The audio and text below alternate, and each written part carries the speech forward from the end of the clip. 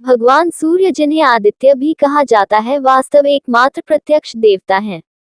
इनकी रोशनी से ही प्रकृति में जीवन चक्र चलता है। इनकी किरणों से ही धरती में प्राण का संचार होता है और फल, फूल, अनाज, अन्न और शुक्र का निर्माण होता है।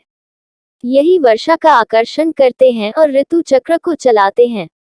भगवान सूर्य की इस अपार कृपा के लिए श्रद्धा पूर्वक समर्पण और पूजा उनके प्रति कृतज्ञता को दर्शाता है। छठ व्रत कथा। एक थे राजा प्रियव्रत, उनकी पत्नी थी मालिनी। राजा रानी निसंतान होने से बहुत दुखी थे। उन्होंने महर्षि कश्यप से पुत्रेष्ठी यज्ञ करवाया। यज्ञ के प्रभाव से मालिनी गर्भवती हुई, परंतु 9 महीने बाद जब उन्होंने बालक को जन्म दिया तो वह मृत पैदा हुआ। प्रियव्रत इससे अत्यंत दुखी हुए और आत्महत्या करने हेतु तत्पर हुए।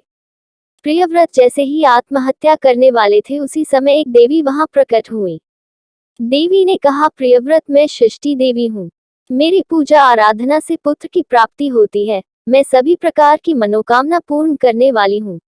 अतः तुम मेरी पूजा करो, तुम्हें पुत्र रत्न की प्राप्ति होगी।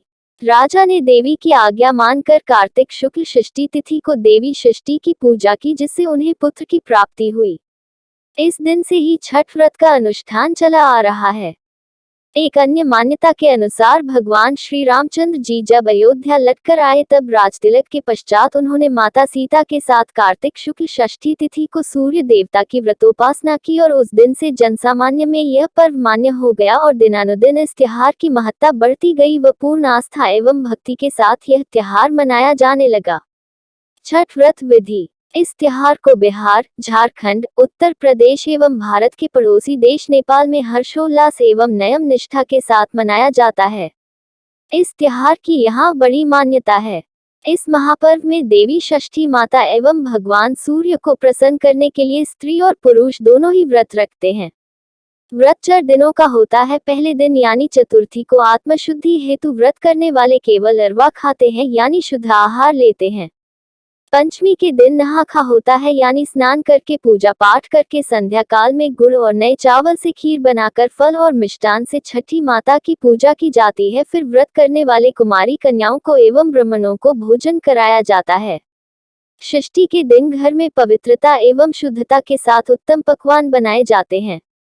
संध्या के समय पकवानों को बड़े बड़े बांस के डालों में भरकर जलाशय के निकट यानी नदी, तालाब, सरोवर पर ले जाया जाता है। इन जलाशयों में ईख का घर बनाकर उन पर दिया जलाया जाता है।